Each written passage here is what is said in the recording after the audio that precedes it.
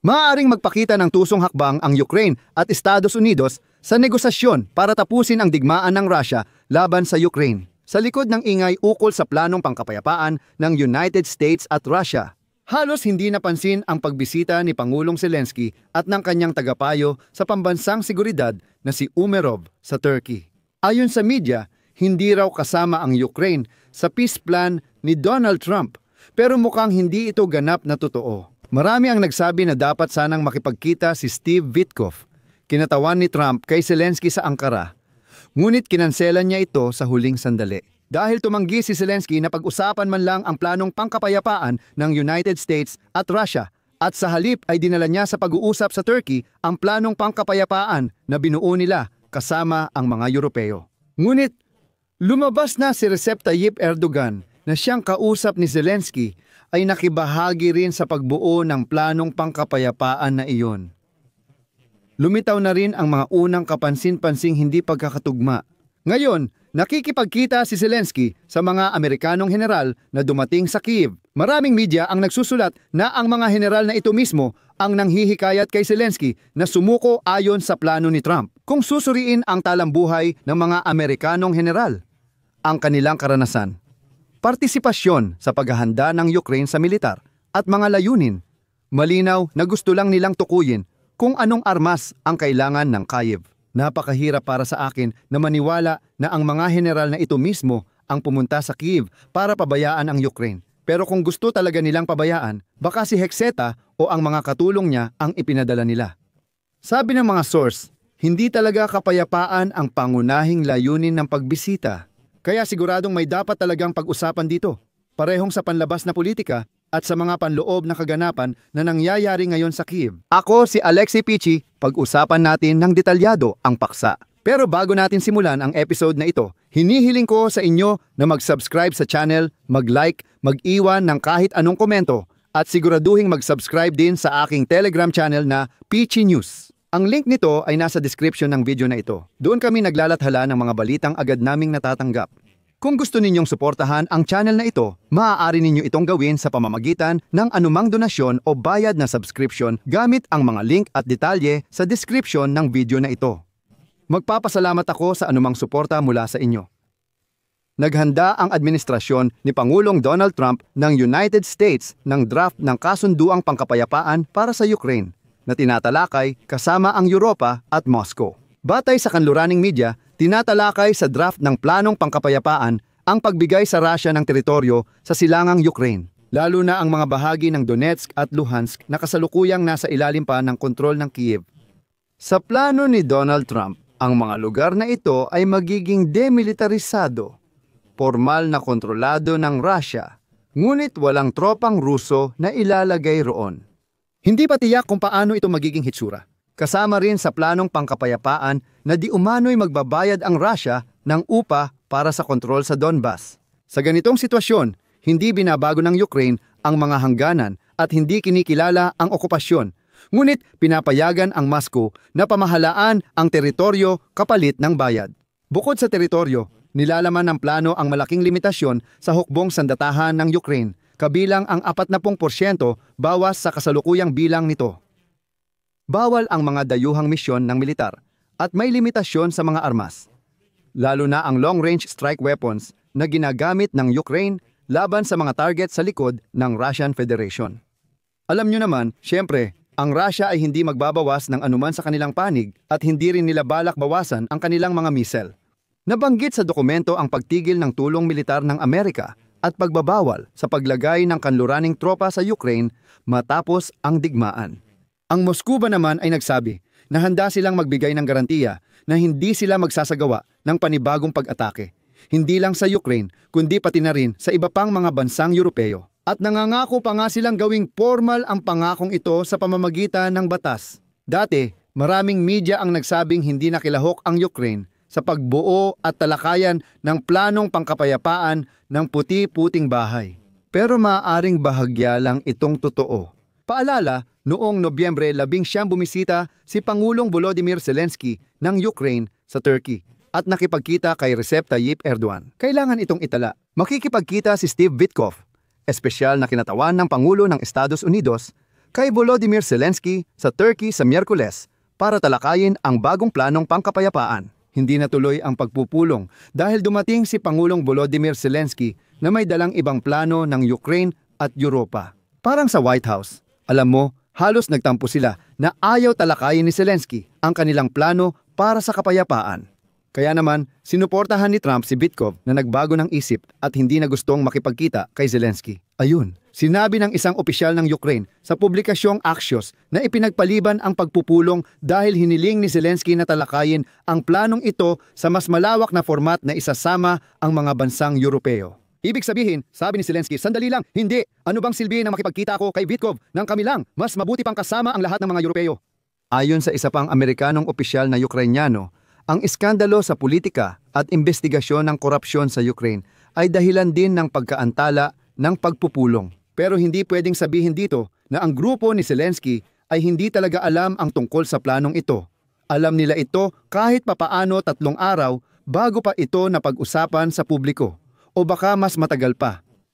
Bukod pa rito, may mga pahiwatig na ang ilang bahagi ng plano ay napag-usapan na talaga kasama ang panig ng Ukraine bago pa man. Paalala, noong Nobyembre 11 biglang bumiyahe si Rostem Umerov, kalihim ng Konseho ng Pambansang Seguridad at Depensa ng Ukraine sa ibang bansa. Una niyang binisita ang Turkey, pagkatapos ay ang United Arab Emirates at Qatar. Pagkatapos, noong ika-16 ng Nobyembre, lumipad si Umerov papuntang Estados Unidos ng Amerika kung saan sa Miami, malamang ay nakipagkita siya kay Steve Vitkov na siyang pinag-usapan nila ang planong pangkapayapaan noong ika-16 ng Nobyembre. Noong Nobyembre 19 sinalubong ni Rustam Umerov si Zelensky sa Turkey dala ang planong pangkapayapaan. Ibig sabihin, si Umerov ay alam na ang planong pangkapayapaan at ang nilalaman nito ng mas maaga pa. Pero hindi pa diyan nagtatapos. Mahalaga rin dito ang heograpiya ng paggalaw ni Umerov. Batay sa ulat ng Axios, kasali ang Qatar at Turkey sa bagong peace plan ng United States para sa pagtigil ng digmaan sa Ukraine at sumusuporta sa United States bilang tagapamagitan. Ayon sa ulat, ang Qatar at Turkey ang nagpamagitan para matapos ang digmaan sa Gaza Strip at maaaring makatulong sa Ukraine. At ngayon, pakinggan niyo ito. Ayon sa Axios, isang opisyal ng Qatar ang sumali sa negosasyon sa pagitan nina Steve Vitkov, sugo ni Trump at Rustam Umerov ng Ukraine sa United States noong nakaraang weekend. Patunay ito na nagkaroon ng pagpupulong kung saan tinalakay ang planong pangkapayapaan.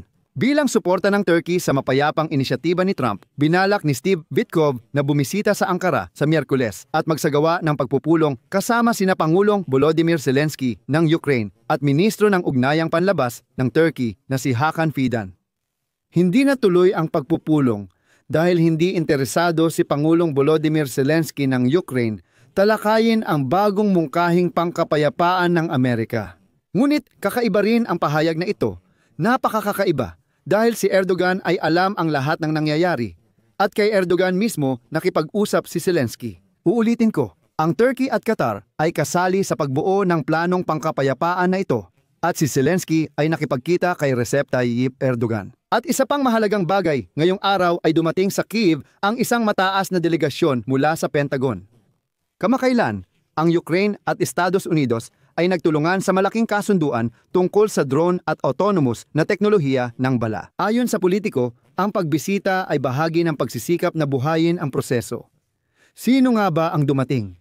Si Daniel Driscoll, ministro ng Hukbong Estados Unidos, ay naglingkod mula 2,000 at 7 hanggang 2,000 at 11 bilang komandante ng Cavalry Reconnaissance Unit ng ika-10 Mountain Division.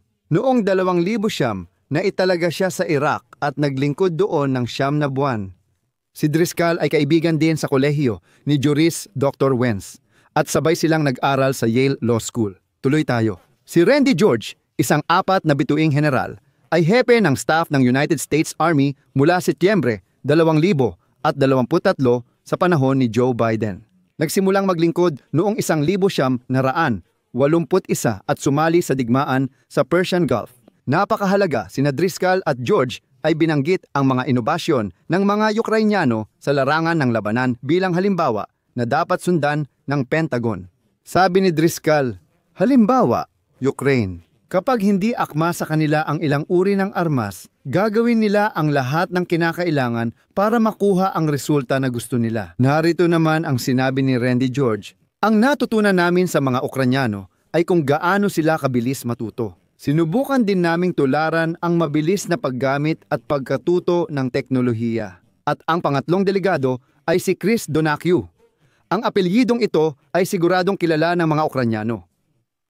Siya ang komandante ng hukbong sandatahan ng Estados Unidos sa Europa at Afrika, isang 4 na bituing general na siyang namahala sa pakikipag-ugnayan sa Ukraina noong unang mga buwan ng pagsalakay ng Rusya. Si Donahue ang responsable sa pagbibigay ng impormasyon sa Ukraina, pamamahala ng supply ng armas, at pagsasanay ng mga tropang Ukranyano. Si Donahue, sa totoo lang, ay nagkaroon ng napakalapit na ugnayan kay Mikhail Zabrodsky na noong 2023-2024 ay naging kinatawan ng general. At ngayon, alam na natin na. Si Driscoll, George at Donahue ay magkakaroon ng mga pagpupulong kasama ang mga matataas na opisyal ng militar ng Ukraine at mga kinatawan ng industriya ng militar. Tatalakayin nila ang sitwasyon sa labanan, produksyon ng armas, at mga ideya para maiwasan ang digmaan. Iniulat na matapos bumisita sa Kyiv, balak ni Driscoll makipagkita sa mga opisyal ng Russia, kahit itinatanggi ito ni Peskov at Zakharova. Pero ang pinakaparadoksal ay ang ulat ng Wall Street Journal na si Steve Witkoff ay tumulong kay Driscoll na maghanda para sa mga negosasyon sa Kyiv. Matagal na silang magkakilala mula pa sa kampanya ni Trump at dito lumalabas ang hindi pagkakatugma. Kung titingnan mo ang kanilang mga talambuhay, ang kanilang mga nagawa, at kung gaano na sila katagal na konektado sa Ukraine. Mahirap isipin na pumunta rito ang mga general para hikayatin si Zelensky na sumuko. Pero maging tapat tayo. Kung talagang gusto ng Washington na iwan ang Ukraine, sana si Pete Hegseth o Elbridge Colby na lang ang pinadala nila. Yung dalawa na ilang beses pinigilan ang tulong sa Ukraine nitong tagsibol. Hindi mahirap para sa kanila iyon. Kaya sa ngayon, hindi pa nabubuo ang larawan ng ganap na pagtataksil sa Ukraine. Sabi nga nila, tingnan na lang natin. Dito ako maglalagay ng ellipsis. Isulat ninyo ang inyong opinyon at mga konklusyon sa mga komento sa ilalim ng episode na ito. Mag-subscribe kayo sa channel, pindutin ang kampanilya at huwag kalimutang mag-like. Yan lang muna. Ingatan ninyo ang inyong sarili. Paalam sa lahat.